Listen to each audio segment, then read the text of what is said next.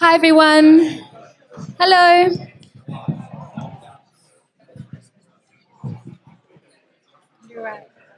Hi guys. I'm sorry that we've had a bit of a late start. Before I acknowledge anything else or anyone else, I want to acknowledge Nathan, my sound guy, who was here at 3:00 and had everything perfect, and I'm not sure what happened. And I even have a thigh strap with my microphone on, so I don't even get to use that, but we'll push on. So I'm Naomi Tosic. I'm the co-founder of The Office Space, and below, we normally say we're upstairs because we're often in the Golden Age cinema, but we're a shared workplace, and we love to do these events because we have a great business community, and we just like to explore themes that are relevant to the world of work. And today is the first day of the 2018 Sydney Architecture Festival, so no better time, I think, to really explore what it means to be in this city and where our future is going. So I would also like to acknowledge that we are on the land of the traditional owners, so the Eora of the Gadigal Nation, and we definitely acknowledge leaders past, present and future.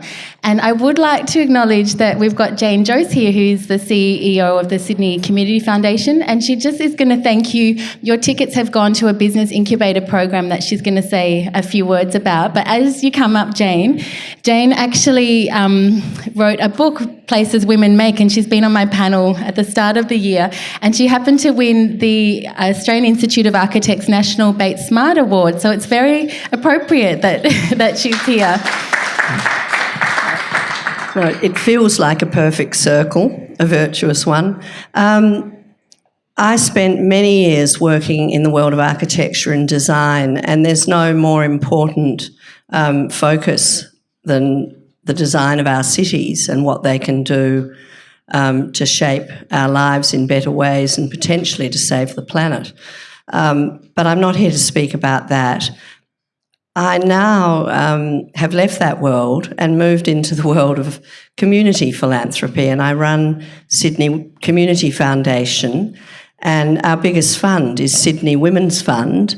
And in the last 4 years, we've raised and channelled about $1 million a year into programs largely in Western Sydney.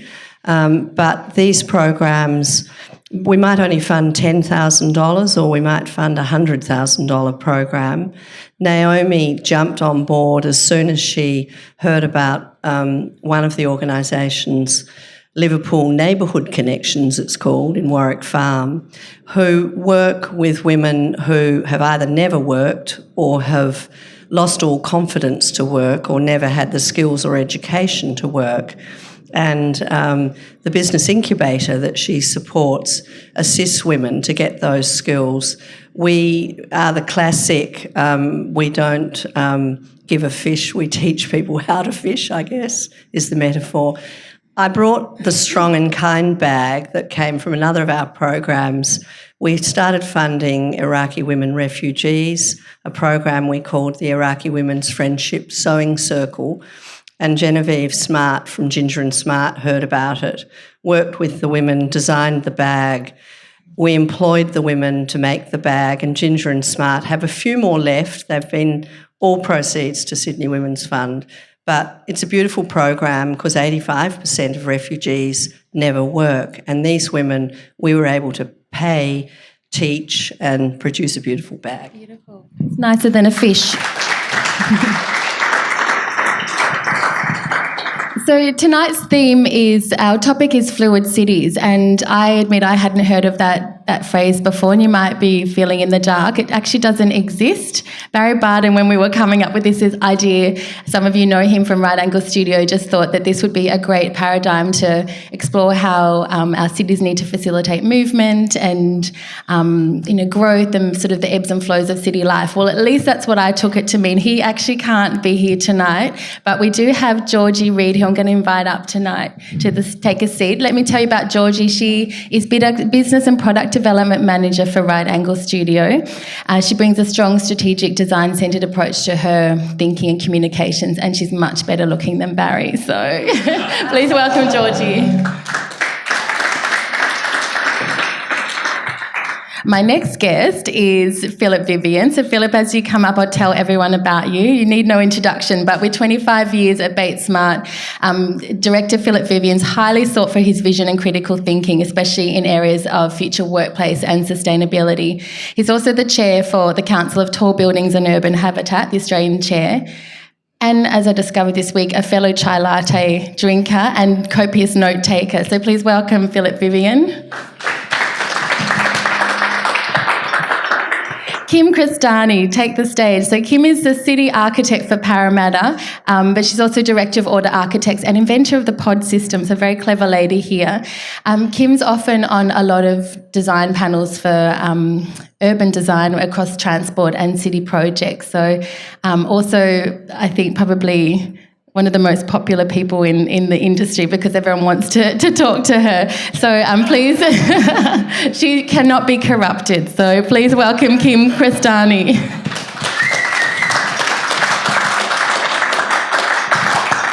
And lastly, Bruce I never worked out Tapper or Taper? Taper, okay. So former Director of Infrastructure and Planning. I know everything else about Bruce. I've been researching him all month, but I didn't know that. But also now Director of Kinesis. So Kinesis is using deep data to overcome a lot of these city strategy issues, and it's going to be really interesting to hear more about that. Mad Keen Surfer as well, which is a connection with Philip. And also Kinesis has been brought in to work on Mexico City and Toronto and San Francisco.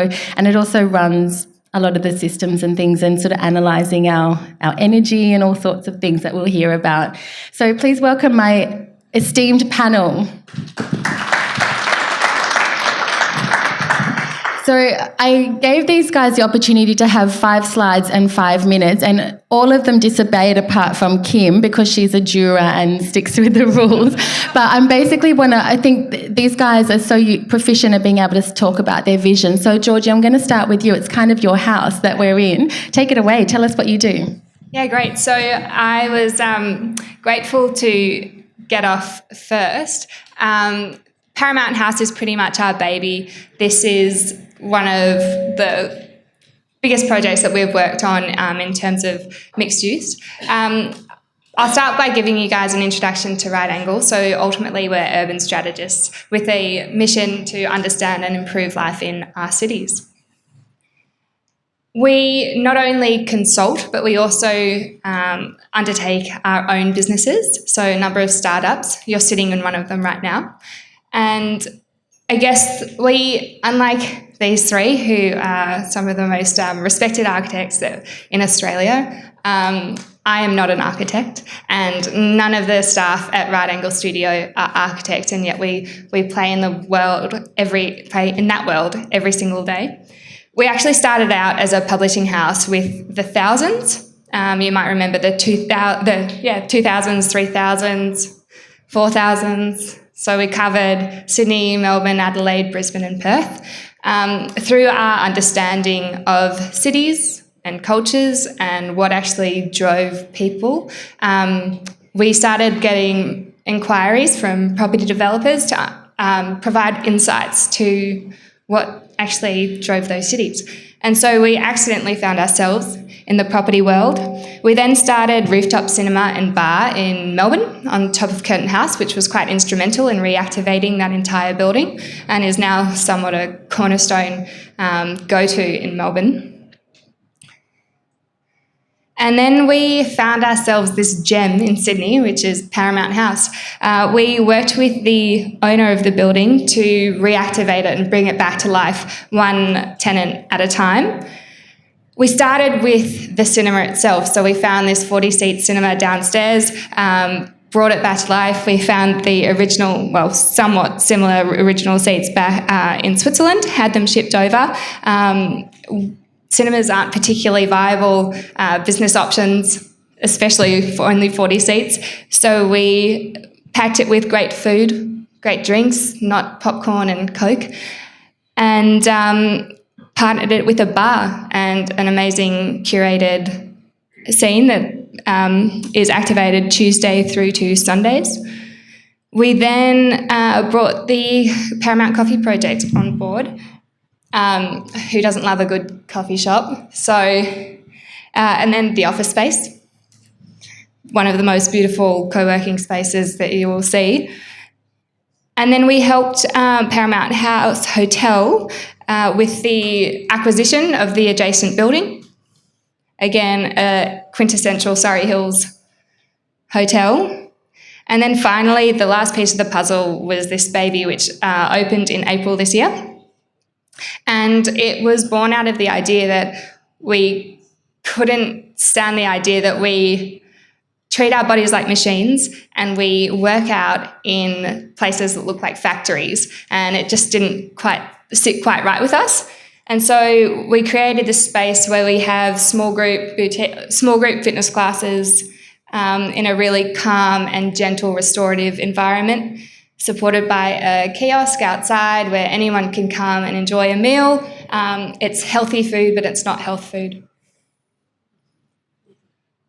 But then we also do our consultancy work. So ultimately we help landowners, whether it's government or private developers, understand place, people and potential. So some of the work, especially relevant for today, we worked with Asahi early in the year to produce a third space report, understanding where in this growing world where we're moving into vertical spaces, when you're not at work, when you're not at home, where are you spending your time? We did the retail strategy for Barangaroo South and the early activation to make it actually feel like a community. We supported that with a publication, The Streets of Barangaroo, to give it a bit more energy. And then as another fun one, we did a few screenings of Jaws at the Boy Charlton Pool. Definitely not a safe environment to watch that movie. And you might not be getting back in the water anytime soon. But yeah, we have a huge variety of work that we do, and I'm excited to tell you more about it throughout the process of tonight. So hopefully that wasn't too far over 5 minutes. It was well over 5 slides. Cool. Pass the buzzer. There. Yeah. Thanks, Naomi. I should tell you, as Naomi said, she can tell us 5 minutes or 5 slides, and I told her I'll obey rules, but not 2. I said I'd obey 1, not the other. And I thought I've got a lot of pictures, so I'll obey the 5-minute rule, not the 5-slide rule. Look, before we can talk about cities, I think we really need to understand the challenges of tomorrow. I think there are 3 sort of fundamental challenges that we're facing: rapid urbanisation, climate change and social inequality. And I'll just give you some quick statistics about those. If we take rapid urbanisation, in 1900, 10% of the global population lived in cities, and that number is now over 54%. And is predicted to rise to 75%. So we are having a massive influx of people into cities and dealing with a massive densification of cities in the 21st century. Greenhouse gas emissions. So cities are a massive contributor to our greenhouse gas emissions. If you combine buildings and transport, they are responsible for 75% of global greenhouse gas emissions. So when we talk about cities, we have to think, what are we going to do to protect our planet? And then, of course, urban inequality. And I think what is a shocking statistic in the 21st century is that there's still 33% of people living in slums in cities in the 21st century. And I think that's an appalling thing that we all should be looking at. Look, at Bait Smart, in our spare time, and we have lots of spare time, of course, we do spend some time doing urban visions. And this is pro bono work that's about thinking about cities and helping to steward good city design and putting forward ideas that we think would have an impact on cities. Partly inspired by this quote from Buckminster Fuller, which is, the best way to predict the future is to design it. And so as designers, we think, well, why don't we go ahead and design it and put forward some ideas. One of the first was this vision called Sydney 2050, which was back in 2014. And it was just after, I think it was the Keneally government cancelled Metro, but... Stop it. So it's all right, Kim, it's back now. Which we thought was... a form of insanity.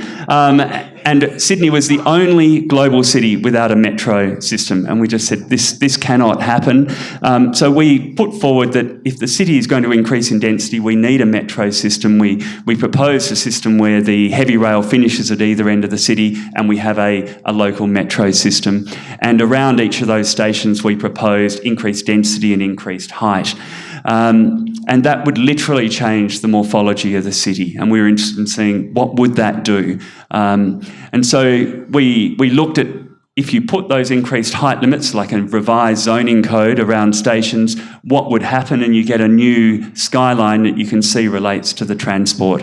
And you can see on the top diagram, that is the current height limits in the City of Sydney. It encourages a fairly flat top city, promotes Centrepoint Tower as the high point. We questioned sort of a 1970s icon as the high point of our city. And you can see even where we are today in the middle side, it's a fairly flat top city. But it came down to, and yes, we pushed the heights a bit high, but you know, if it's a vision, you've got to push it, not be polite, and you start to get a city that has a different topography. We quite like the fact that Centrepoint happened in a valley, so we respected it, and we like the fact that it took in the Harbour Bridge and just kept rolling. And so that was an image of our vision, and we then also calculated all of the height in that vision that was above the current height limits in the city and put a value on it. So there's currently a value on heritage floor space. We said, why don't we call that super tall floor space above the current height limits? And that money would go to pay off the metro. And we amortised that out to 2050, and it actually raised $7.1 billion, which is about 50% of the cost of metro. And so it's a value capture mechanism to say to government, you could have a metro and it can be half paid for and should be by the community. And out of interest, that's what's happening in London with Crossrail. They're using developers' money. 4 years later, Metro is back. Yes. Kim's working for them. We're all relieved. And the other interesting thing is the City of Sydney's draft strategy has encouraged clusters of height. Now, I'm not saying we're responsible, but we feel a little bit gratified that both of those things have happened. Another vision that you might have seen that we put out 2 weeks ago was called Sydney Stadium. It was on the back of, you're probably all aware, the government proposed to demolish Allianz Stadium and rebuild it. We were a bit horrified by that thought, as was most of the rest of the community. I mean, it's a station in the suburbs, it's surrounded by cars, you need cars to get to it, it's a fairly old paradigm, and simultaneously the government's considering redeveloping over Central Rail Yards. And we started thinking, some of these things don't quite make sense to us. And we looked at Central Rail Yards and we noticed, obviously, the trains run through there. The government's putting metro through Central. There's already a bus station and the light rail's wrapping around Central. So there's a whole lot of investment going in. And we thought, really, with that sort of transport, it's the ideal thing to get 50-odd thousand people to and from a stadium. And by the way, they're quite light. We worked with Arup on the weight of these things and it's quite doable on a deck. And the circulation would actually promote connections between one side and the other and heal that division that is the Central Rail Yards, and could be done in a way that would promote development. And so we came up with this image that seems to have gone fairly viral about the idea, and I don't know where it came from, but everyone's picking up that we promoted suspending it over Central Rail Yards. I don't know where that came from. It's not suspended, it's sitting on over rail decks. But it was about integrating a station into an urban environment and the idea of urban spectacle, that really it's part of the city and people would flow out and the economic benefits of hosting major events would flow out into the surrounding community. And of course, visions of the event with the city in the background would promote the city. And then the final benefit, of course, you could keep Allianz operating for the 2.5 years it takes to build, so no economic downtime. And we came up with a slogan at the end that there's more park for more park. And it more than compensates for the parkland taken by the light rail, which I am a fan of, by the way, just not cutting down beautiful old fig trees. But I won't talk about that. And then a final vision was about Circular Quay, which we really think should be a place of national significance. It was the site of the first landing in Australia, and Sydney is nothing if not a harbour city, and we have managed to perfectly disconnect our city from the harbour, which we think is atrocious. And the government's about to spend $200 million locking that condition in. If you take $200 million, I don't know, let's say another 40 or 50 years, which we thought is a mad expenditure of $200 million. So we started looking at what could we do with this rail line. Many people have thought about it over the years.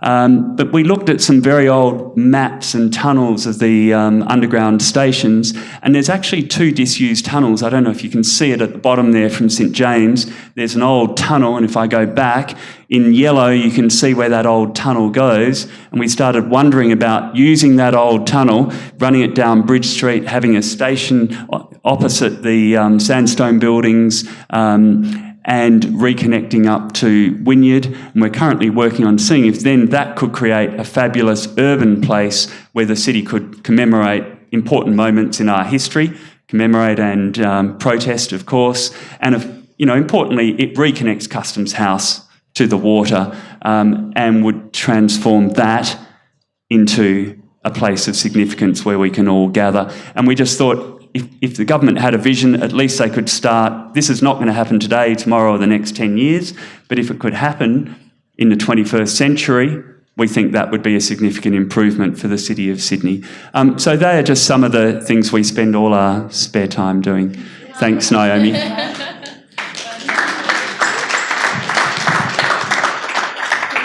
I can see by Kim's body language she's desperate to respond to that. And Kim was the only one who obeyed my rules. So, Kim, you've got extra time up your sleeve. So take it away, Kim. Thanks. Oh. Is it on? Yep. First of all, Philip never sticks to the rules. He does a lot of competitions. I'm often on the other side, and he surgically dissects the brief and surgically dissects his competitors. And he's on 2 competitions at the moment, and I can't tell him anything about them. So I'm feeling uncomfortable. And when you said Metro was cancelled, that was one of the saddest days I think in my career, because I was the director of architecture and station precincts, and it was ready to go. Met One were going to win the bid. It was no cost to government. It was a $5.2 billion project. Ken Ma in the front row was working on it. It was an absolute disgrace. So we're now doing it again 8 years later, and it's only the bit that's going to be built by 2020, which will be the North West Rail Link, but it will go through the city and then connect back through to Sydenham. So it's pretty exciting that we're now going to be at Metro. But where I'm going to take you to now is Parramatta, where I believe we should knock ourselves out with density. I think we've got to get over this whole density problem, and Parramatta is the place where we should be building density. The higher the better quality architecture the better, and then we'll also get a West Metro in Parramatta, regardless of whether it's a coalition government or a Labor government, and that's what we should be promoting. Forget government, just think about projects, and both of them will deliver a West Metro. And that will... Give that a round of applause. Yeah. So I hope whoever gets in does West Metro, because then we can put the population there. You can get into the city in 20 minutes. It'll liberate Sydney, and we can put a lot of people where there's a lot of action. So I'm going to take you through some projects that we've been involved in and tell you how hard it is to get anything built in this city as well. And this is this was the original design for the library in Parramatta, which is behind the town hall, and it was won by Manuel Gaudron, Lacoste Stevenson, and designing 3 years ago. It's now been value engineered and changed and morphed, and a DA has come in, and QSs, quantity surveyors, have been costing it, and it's been pushed and pulled, and there's politicians involved, there's planners involved, there's heritage people involved, and Manuel, the architect, who we met in Paris a couple of months ago, is sitting there with her sketchbooks, and she's still passionate and still holding on to this fabulous concept for this building, and we're hoping that common sense will prevail and we can find the money to build this building so it will be the little jewel box in Parramatta Square. Now, Parramatta Square has had 2 lives. This is the second life. Ken Maher again in the front row and I were involved 16 years ago on the Central Parramatta Planning Committee, where Grocon had done the bid with the then council staff, local government, who personally I don't think are scoped up enough to deliver projects of this scale. And I'll say that might be controversial, but this is a $3 billion project. 20 years ago, the project stalled. Grocon walked away. Lots of money got thrown in the bin and the project didn't go anywhere. This now is second chance. So the pieces are the top building on the left is built, and that's the University of Western Sydney. The second building is under construction. That's the National Australia Bank headquarters, and Mike Baird's office is in the top northeast corner. 4 Parramatta Square is being built. 6 and 8 was going to be a Bates Smart building, which was residential, and the developers decided to change that to commercial, and that is under DA consideration now. It's a Design Excellence Award by JPW. That is a building that's bigger than the biggest building in Barangaroo, 130,000 square metres, and there will be, if it gets approved, built and tenanted, there'll be 20,000 people working there, which will then spill out into the Parramatta Square, which is designed by JMD and I'm getting a mind blank now, but JMD, Tompkins Alika, TCL, everybody's got these initials now and I get them all mixed up, and the library. And then we have also design competitions. So we have one of the developers in the room for the one on the left, which is a fabulous building. It's a very small site in Phillip Street next to a historic church and hall, and it's going to contain the QT Hotel, and I think you could scream out, Aris, have 300 apartments. 314, see I was close, and a beautiful slender tall tower which will have majestic views over to the beautiful gardens and river of Parramatta, which is it's a stunning environment and quite expressive. And then Woods Bagot have just won a design competition for 2 towers for Meriton, and that's under DA consideration now. What we're saying is that Parramatta is the place for this sort of development, and it can be totally mixed use. So you've got residential, commercial, you come down in your office building, you've got bars, rooftops, swimming pools, all the amenities that you need, but you'll be 20 minutes from the city, and you'll also be in this sort of crosshairs of great work, restaurants, and this a most amazing food offering out there now. And Harumi's in the audience too. You can talk to her because she used to work there, and she was doing all the bars and things like that, and all getting nightlife, laneways, and I call it Gritty City, and it's pretty exciting. Lastly, this is a really funky design competition that we've just had, which was for a master plan. Now, nobody's done this before, and Bates Smart were one of the shortlisted on the top left. Bottom right is FJMT, and bottom left is a crazy scheme by Durback Block and Jaggers. And there were 5 architects, some from overseas internationals. There's a big debate about whether we need international architects or whether we're up to it here, but I think we're up to it. But it is good to get the flavour for international as well. The 3 architects were shortlisted, and that's now under consideration at the moment. And I think that's my last slide. Oh, no, last slide. And this is really exciting. This is the Arthur Phillip High School. Ken was on. Oh, you're on the jury with me. Yep. This was a great scheme by BVN and Grimshaw. It was so exciting to open the package, and I'll never cease to be amazed of what architects can come up with. Even doing this for 30 years, everybody comes up with something different. It's really exciting. It doesn't matter. Every competition I do. And this one was fantastic. The junior school is in that magnet-shaped building, and they're going to have chickens on the roof and teach the children how to, grow vegetables, and they've got netting and everything so they can't fall off. And And then the building to the north is a 15-storey high-rise high school, which has got like an interstitial space. So the kids are inside, but there's also a big veranda, which is very much like this, with mesh and louvers and so on. So they've got like indoor-outdoor space. And then that's liberated the ground plane for playing fields and so on. And the community will use this building after hours as well. So this is being built right now. Yes, it was over budget, but move on, people. Let's build some great buildings. Amazing. That's it.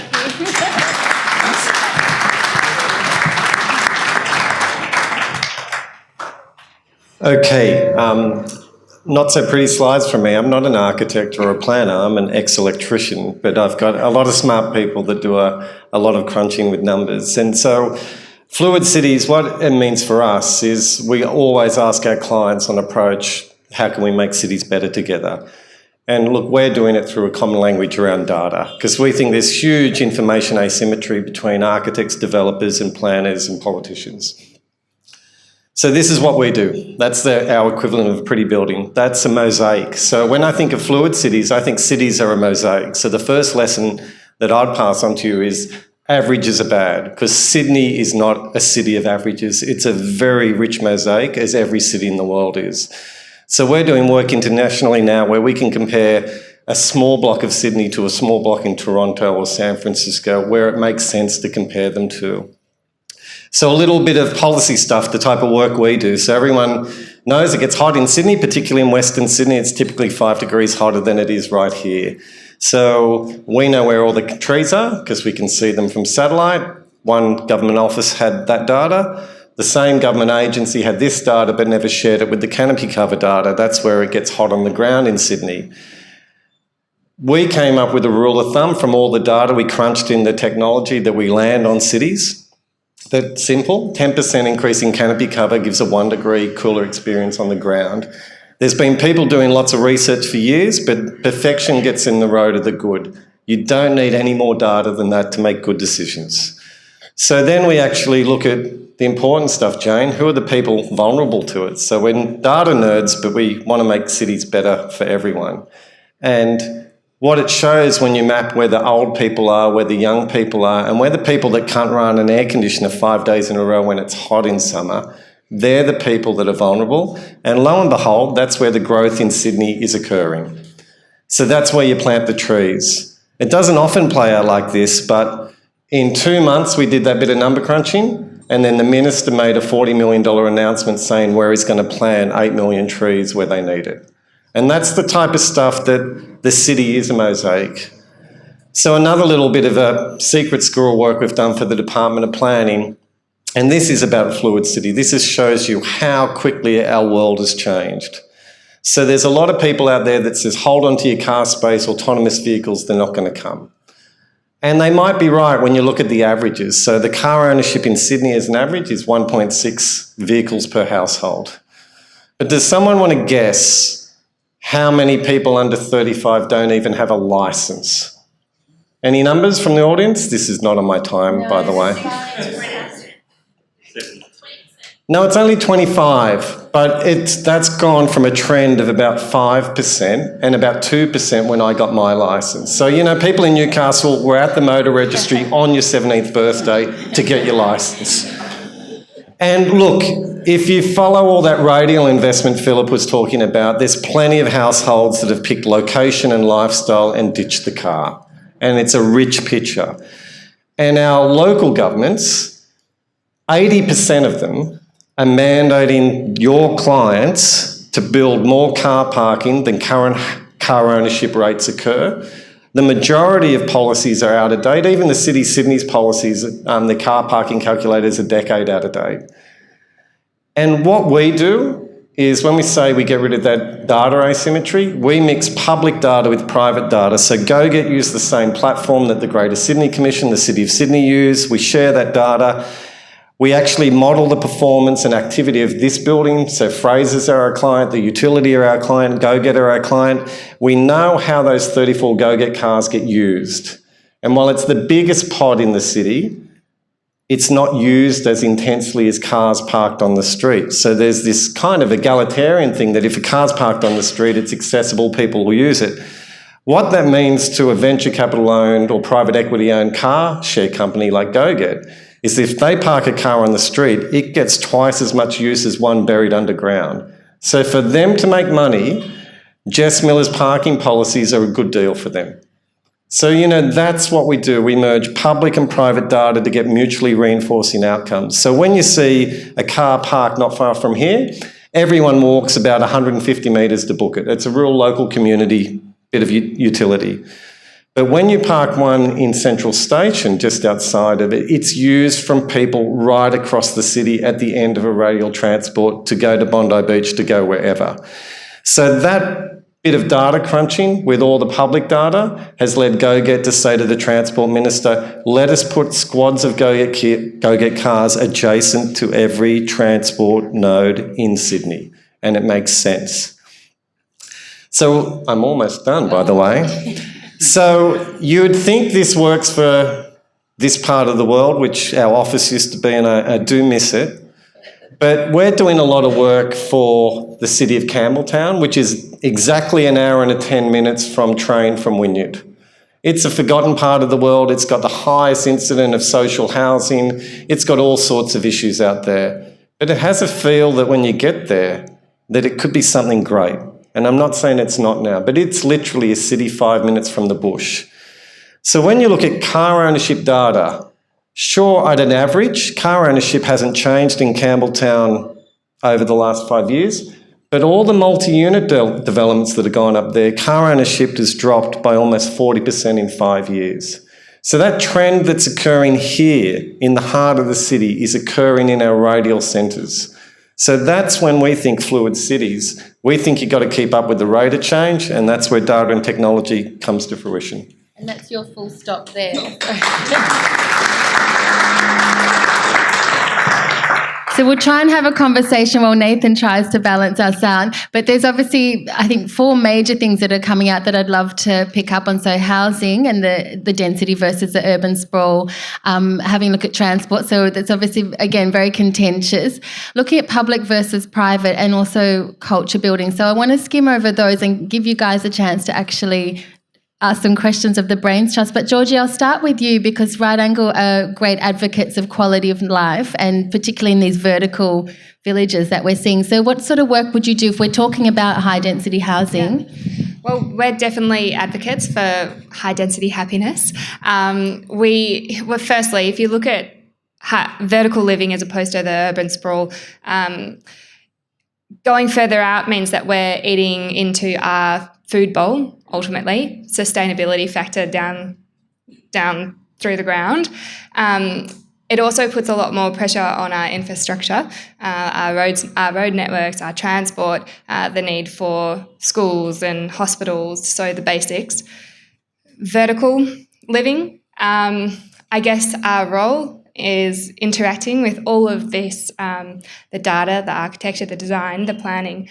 But our focus isn't so much on the apartments themselves or the amenities in those living spaces, but it's more so a focus on the ground plane and understanding what spaces people might need to walk a dog or exercise a pet, play with their kids. You know, how many young families have young toddlers up in apartments and want to come downstairs, but it's just a concrete jungle, nothing for them to engage with. So our role when working with someone like Bait Smart is to buddy up, but provide a helping hand and insight using the data that someone like you guys would provide to understand the needs of the people, what the policies that are coming into play, and the ultimate characteristics of the precinct that we are engaged in, to make it a succinct and cohesive ground plane and livable space.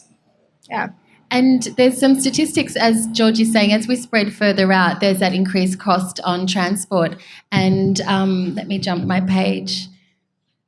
the avoidable social cost of congestion in Sydney is expected to grow from 16 billion, which it is at the moment, to 30 billion in 2030 without action. So there's just a huge impact on people beyond the annoyance. It's just a huge economic impact. So Kim, what are you seeing as some big picture and then smaller strategies for this? When the original metro was planned, there was a five-pronged metro. There was going to be the CBD metro, and everyone was complaining about where the stations were. And I think I spoke to Peter Mould, and he said, I don't care where, he was the government architect at the time, he said, I don't care where the stations are as long as they build a metro. And the metro was then going to be, part 2 was going down to Malabar, which would have blown out the light rail that we're currently building now at the cost of 70% of metro, which is a disgrace, and taking up road space, cutting down trees, selling poles and wires to build more poles and wires. So Malabar would have been part 2, West Metro was part 3, and then it was going to go to DY, which would have meant that getting into the city by train might have been quicker from the northern beaches. That was going to cost about $20 billion, which sounds like a lot of money, but when you look back on it now and the money that we've spent on Northwest, CBD, the light rail, and you add it all up, I think we need a bipartisan transport plan that both parties and the state government, the federal government, all just get into the one space. There's too many people in the sandpit and nobody's agreeing with everyone. And I think that's number one. That would be the first thing to do. Second thing is stop building little houses on little blocks of land out at Camden. Sorry, Mirvac.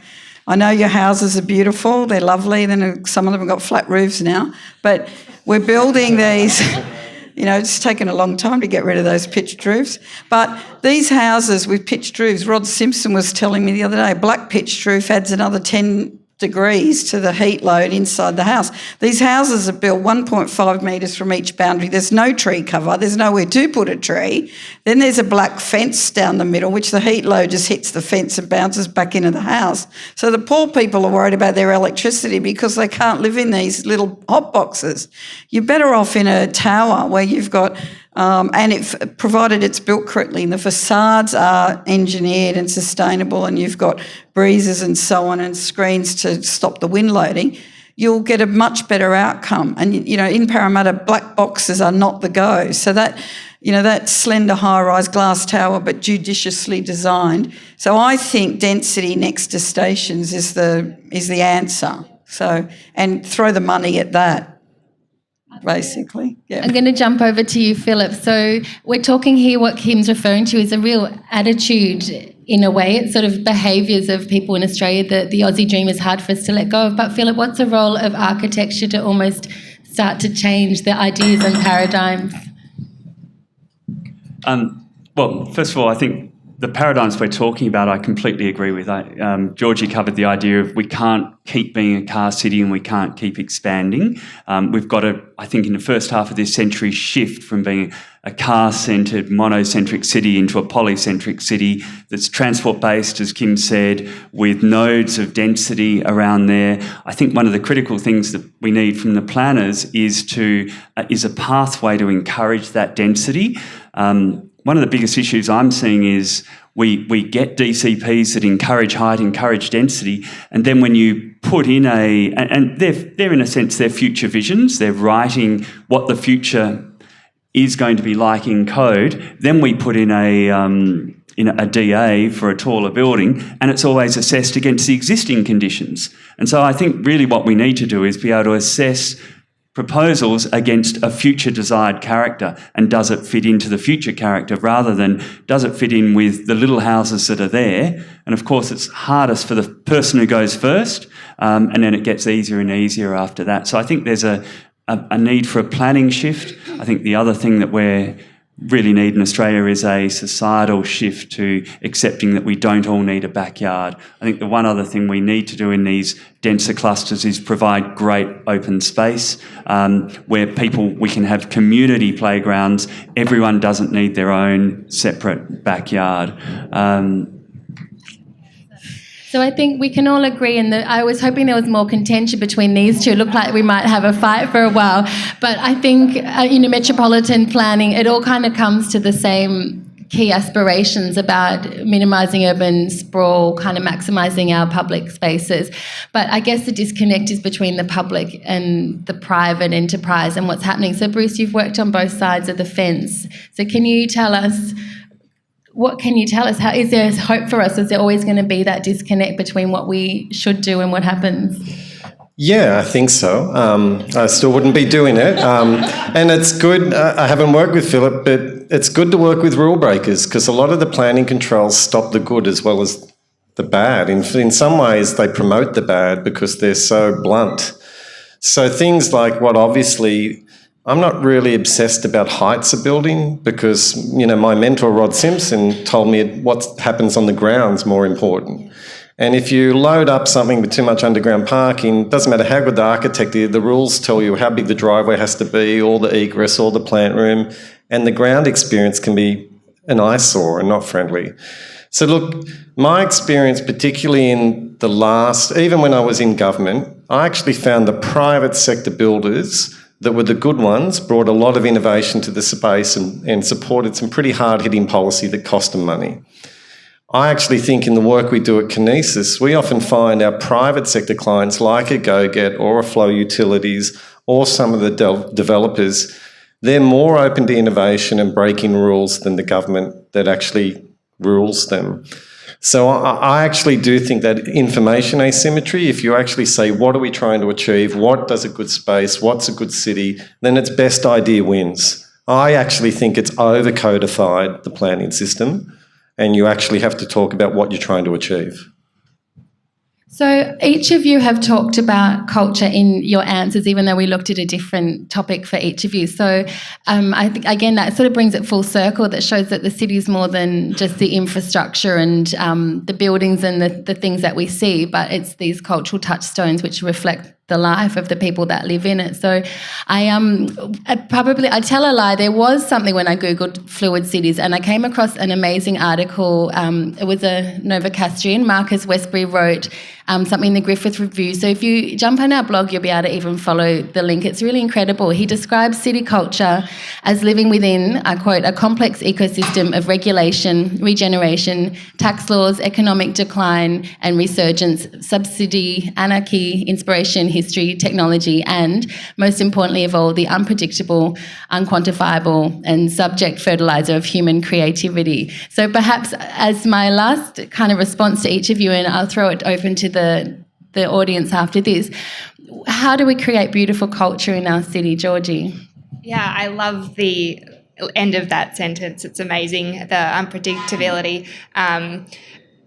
We were discussing this earlier, and I have also had some interesting discussions about this with Barry, and one of the topics, I guess, that came up within it was talking about smart cities and technology and the evolution of, I guess, this smart technology, the online algorithms, means that a lot of the unpredictability is being taken away from us. So if you come to Surrey Hills, it's your first time here and you're looking for a good place to eat for dinner, no doubt you're going to be fed the top 5 places, but actually discounted the 99 amazing other restaurants that are hidden around the corner. So from our perspective, it's a really interesting one of managing that online algorithms that are just being continue to evolve with the gritty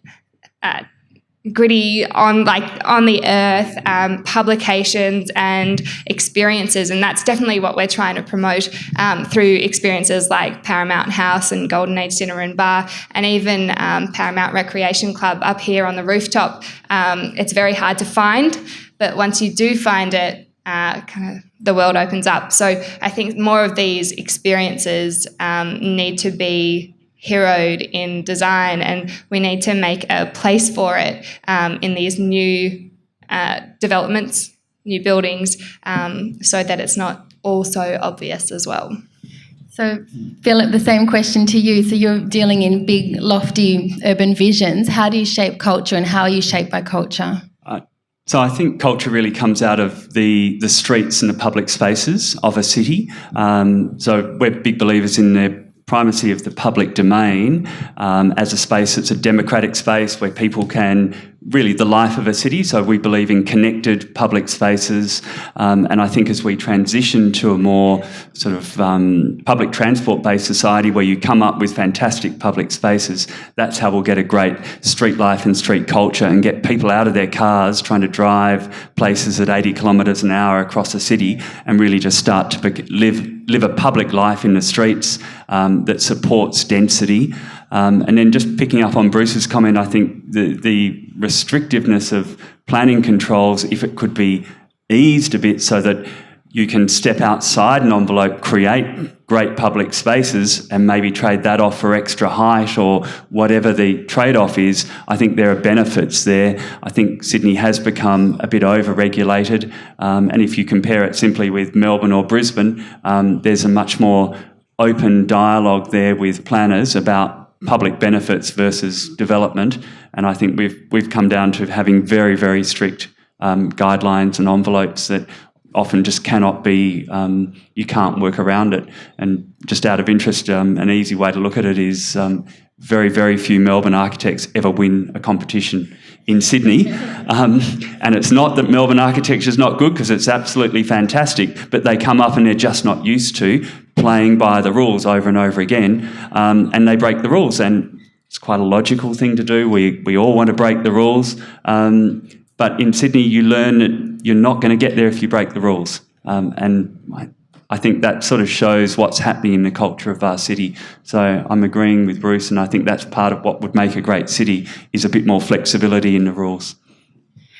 Very good. And if we look to you, Kim, Parramatta has amazing laneway culture. I'm wondering, are you the council involved, or they get out of the way with that? No, there seems to be this sort of underground, Harumi will know the answer to this. There's an underground culture where, I don't know, there's a guy who's got that car park, which is this awful car park in the middle of Parramatta, and he's put a bar in there. What's it called?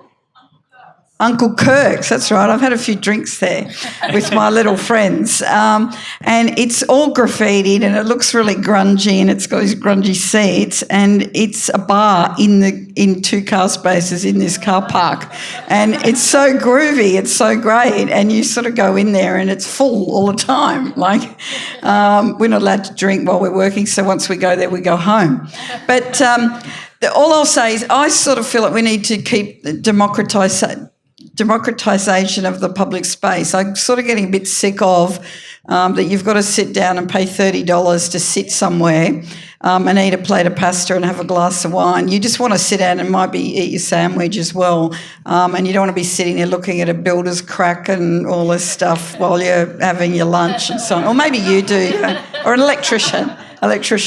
But we need to have people, the public and the private space, actually working synergistically. So that public domain is really important. The other thing I just want to say is transport's been amazing, because on the metro going into the city now, it'll come through Crow's Nest and Vic Cross, and there'll be office buildings over the top of metro. Yay! And then you'll be able to come down, put your dry cleaning in, go to a movie, go and have a dinner, drop your kids off at the childcare, and it's so seamless, because people haven't got time to just go 40 minutes here, park there, go back over there. Time is really valuable, and people are forgetting about that.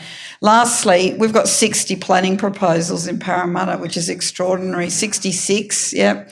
You know, that is just out of control. That means that the current rules are not working. They're not, people are putting in, something in. Now, some of those planning proposals are really good and some of them are really greedy. And what we need to do is figure out which ones are the good ones and let them go through quickly, the ones that are next to a train station, the ones that, are not at the back of nowhere. We've got to get those ones approved and separate the good development from the bad. And I really think that's a big message. And local councils, it's extraordinary. They're under the pump, and you've been reading about Parramatta and it's out of control. It's just like the ABC. So I'm stopping. I might get onto a hobby horse then. It's interesting, actually, as Kim's talking, I realise each of these panellists are involved in some way with pitching for the Metro. So I propose that you all put your brain power together and we have an amazing central station. Bruce, I'm throwing it to you as the last question from me before I go out to the crowd, but you deal in science and data. Can you manufacture culture, or is it, as Marcus Westbury claims, in rebellion and opposition rather than by deliberation and design?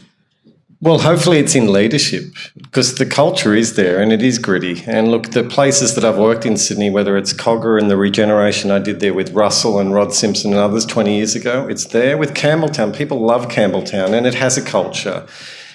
I think we run it over with dumb rules. And so I'm frightened to talk about algorithms and culture in the same sentence, but you know, some of my analysts lived their life by the laws of mathematics, you know, and they would argue that Georgie's search algorithm is dumb. It's a dumbed-down search algorithm because you can write an algorithm to find gritty and authentic. And our planning controls are dumb because they treat the city as averages. That culture is in that mosaic of Sydney. Yeah. And you don't need to run over it, and you can embrace it and actually blow it up larger by understanding what it is and what you're trying to preserve and grow. Who's got some questions for the panel? I don't want to move with this microphone. I think Nathan's worried about me, but perhaps if you've got a loud voice. Anyone? I'll take 2 or 3. Maybe you can come up. Yeah, come. Hi, I'm Ken Ma. She was talking about me. But look, it's great to see a furious agreement about good things. But I just want to challenge this issue about high-rise, which I'm fully in support of. But I think it's got to be impact-based, which is where Bruce comes in, as opposed to rules-based. And if we're going to have a great public realm, we've got to look at the relationship between high buildings and the impact they have on the public realm. And we've all seen places like Walleye Creek and other places where the public realm is a disaster. So I think it requires a bit of careful judgment, as Kim has said. And also, Philip, great to see these ideas about the city and the future of the city. Be interesting for you to go back and revisit your earlier vision about height in the city and bring a strong sustainability agenda into that and give bonuses for actually doing buildings that restorative rather than impactful. And the other thing I was going to say, just on the question of rules, I do think there are too many rules now, apart from this issue of protecting the public place. And also, I think data is so incredible because we can now analyse and predict and understand impacts in a far different way than we could. And we've got a bit of a problem where we've got well-intended bureaucrats, Kim excused from this, but who have really good intentions but get so focused on the rules-based approach that we lose the critical issue of judgment. And Ken, before you sit down, will you be on my panel next year, my architecture panel? just you. I can. Did you want to respond to that, or is that enough said? Because I'm sure Kim needs to respond to that from the rules base. But thank you for your comments about Sydney 2050. I think it's a great idea. And the sustainability agenda was so big picture when we did that. It was more about public transport and the sustainability in the city. And it wasn't about the buildings, but I take the idea. I think it's great. Just in terms of rules, and we've started having this discussion about rules, I agree with you, Ken, about protecting public benefit and solar to public spaces and amenity between buildings. And that's a kind of performance-based type of rule. And the problem in Sydney is we've got there's also prescriptive rules that say this is the height, this is the setback, this is the FSR. So there's performance, prescriptive, and then there's incentive. And in Sydney, instead of, usually you either say it's prescriptive and that's what it is, or it's performance and let's have a dialogue. And in Sydney, we do everything. Every rule under the sun's thrown at you. And I just think we ought to make, I don't mind a DCP proposing heights, but I think and setbacks and so forth, but there needs to be a bit more flexibility without throwing the performance-based rules out the window. In fact, the flexibility should be able to enhance the performance if you can move outside certain setbacks and certain envelopes and certain height. But I certainly totally agree with you not to lose the amenity benefits and performance of a city. And then the third type of rule, really, which I think is the most sophisticated in cities, is incentive-based rules. And I'd rather see a mixture of incentive-based, what sort of city do we want, and performance-based, and a lot more flexibility on the prescriptive rules. But Kim's in that arena, so she's the expert. I'd like to tell a little story, if you indulge me. I'll be as quick as I can. In all the high-rises that we're doing in Parramatta, where we are breaking rules, we keep the towers a certain distance apart. And the one thing that we really are careful about is not overshadowing the public domain. So it's placement and what Ken was saying, but also wind effects. And as you've all stood in a high-rise city, the wind comes down the sheer face of the building and hits the ground plane. Now, Sydney's got a great climate, but this can be a really extraordinary thing. So this performance thing, I'll just tell you a little story. We have a design competition. It's been in for 3 years.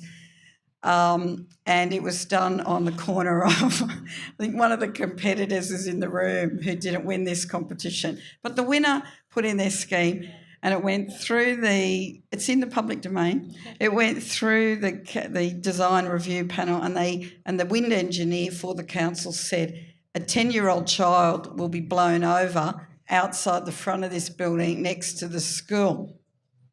So the developer then went and got their wind engineer, who then got a 10-year-old child dressed in a school uniform and his own child, which we think is actually child abuse, and put the child in the wind tunnel and put the wind speed to check that this child wasn't going to blow over.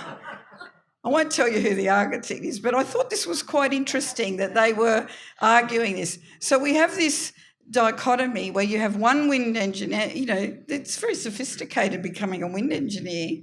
One wind engineer says A, another wind engineer says B, proves it up with a child. Their shoes were not glued to the floor because the child actually walked around. So that's a dichotomy of how do you actually agree who's right and who's wrong. And I call it the black room.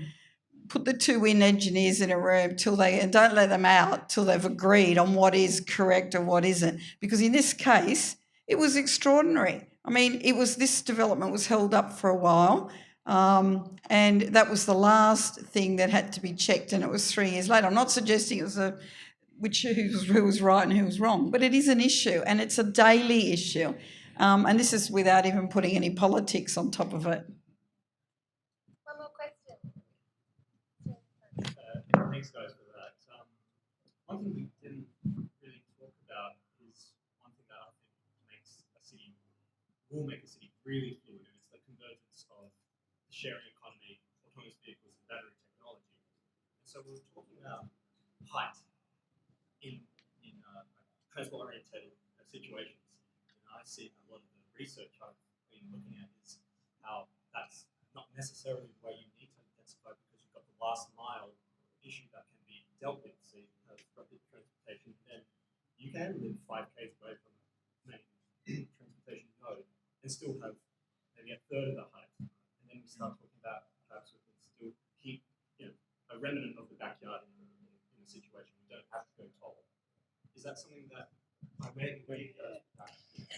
Yeah, it's a good question because we've done a lot of analysis of that for cities, and obviously we think we can make the centre of Parramatta, no matter how dense gets it, carbon neutral, because we can feed it from some of the low denser stuff that's around it. So solar on the outskirts of the city, battery storage in the heart, feed those buildings during the day, push it back at night.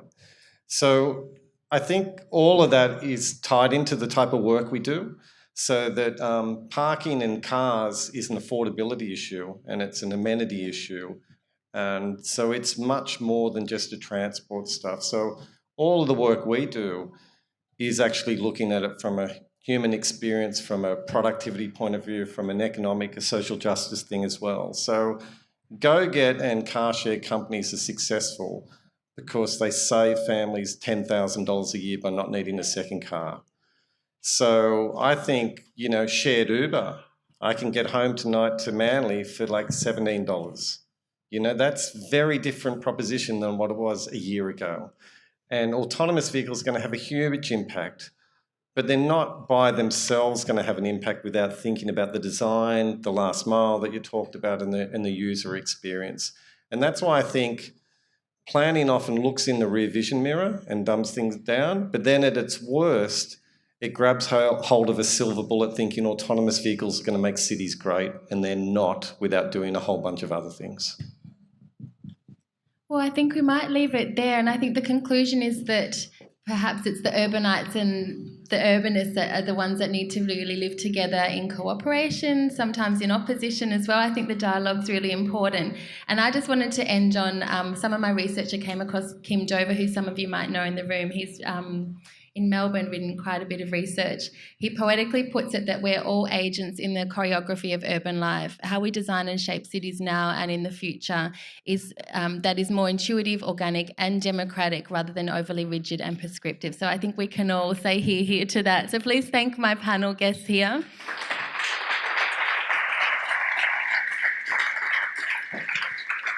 Please thank Nathan, who is having a heart attack with the sound. And please, thank you. And you'll see on your seat there's a flyer. We will be in the Golden Age Cinema, so the sound will be perfect as per usual. But it's been glorious, I think, just to be up here and to actually see our city while we're talking about it. But next month it's about sustainability. So we have Claire Press, who is incredible sustainability fashion ambassador. She's done an incredible book about the Great Barrier Reef, so she's going to be launching that next month. We have Ronnie Khan from Oz Harvest. So again, that's a real coup to be able to get her and hear about the incredible work. And there's one more person who was going to be in the audience, and I was going to put him on the spot, but you'll just have to wait till everything's released next week, and we'll have a really amazing male sustainability advocate as well. So again, thank you everyone for being here, and please thank my panel again.